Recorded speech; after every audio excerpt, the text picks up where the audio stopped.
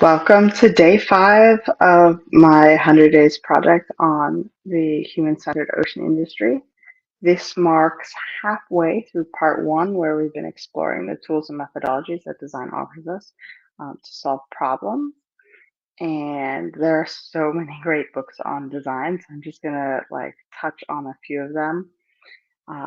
The design practice has evolved a lot over time. So in the beginning, it was really about designing objects. And then it became more into a practice where you'd look at the human interactions. So Don Norman wrote a book many years ago called The Design of Everyday Things. And in it, he had said that design is really an act of communication, which means having a deeper understanding of the person with whom the designer is communicating. And that can go from everything that's aesthetic to everything that's completely utilitarian. So, from your shoes being uh, comfortable and meeting your needs to buildings and then even things as big as businesses. And he also touched on quite a lot of design evolving from a singular practice where you make a thing um, to a design thinking process and moving from the creation of products to the analysis of the relationship between the people and the product or service that you're making. And then from there to the relationship between people and other people.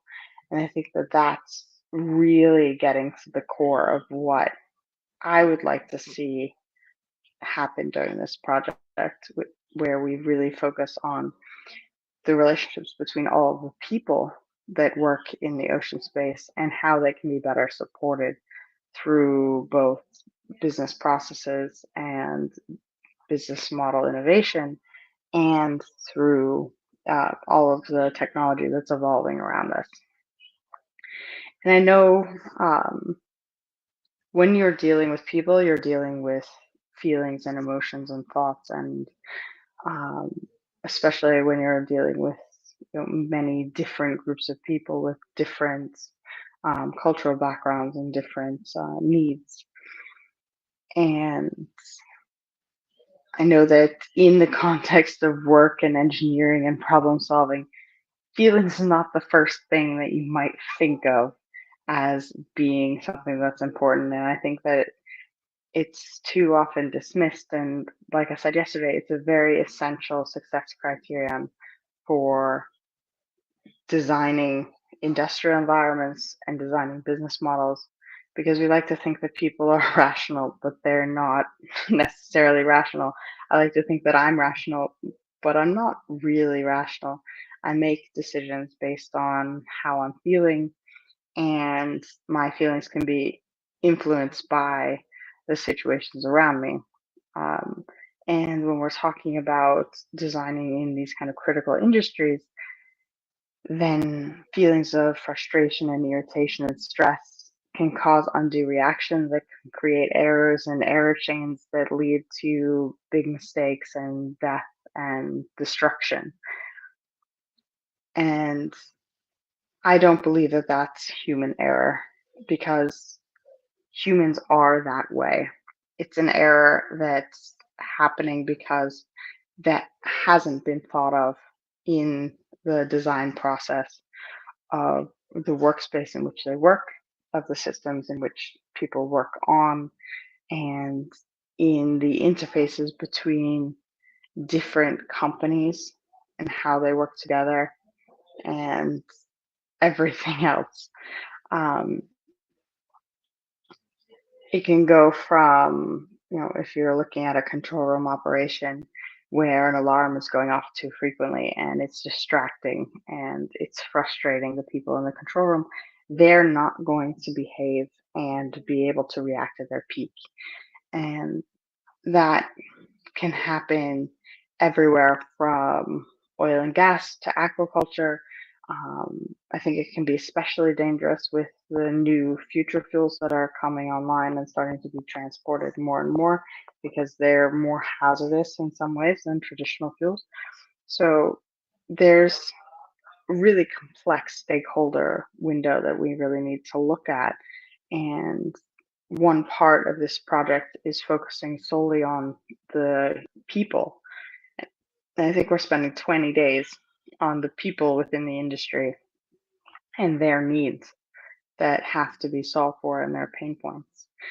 And then the next part of this flow that I want to talk about is in Don Norman's book, The Design of Everyday Things. He also lays out the principles for design, and he doesn't necessarily mention the empathy and feelings of the people within the industry that we need to deal with. He talks about using knowledge that's in the world and knowledge that's in the head. So being able to put things out into the world and test them and getting feedback back and looking at the different workarounds that are happening. And then the next step would be to simplify the structure of the tasks. So the way that things are done is not necessarily the way that they must be done in the future, and they should be simplified because if you simplify it, then you reduce the possibility for error.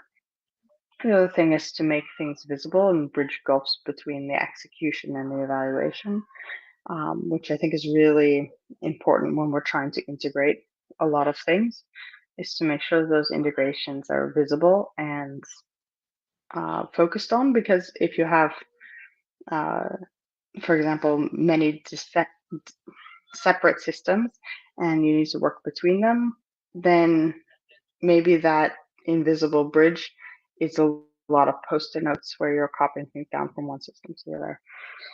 And then the next step would be to map to get things right and then exploit the power of constraints. So there are constraints that we have to conform with. There are things that are laws of physics that we can't really change. There's constraints that have to do with the fuel that's available in the ocean space, with the regulatory environment that we have in the ocean space that we need to use as tools when we think about how to really create a human-centered ocean industry altogether. Next part is to design for error, and then if all else fails, to standardize. And we have a lot of good standards in the industry, and we have a lot of complicated standards. Um, and we'll need to kind of take a look at those also in this project. Um, but I think what's important that's not there is the empathy with the humans in the ocean space that we really need to take into account. And then I don't know, I had a lot more that I had wanted to talk about here, but I think I'm going to save it for another day, um, maybe tomorrow. Uh, I put more in the text on the website than what I just did live. And while I think it's important, I think that it's also difficult to do in a monologue like this. But again, thanks for following the project. If you have input or you want to talk about uh, your perspective during other phases of this project, please reach out and we'll talk soon. Have a good Sunday night.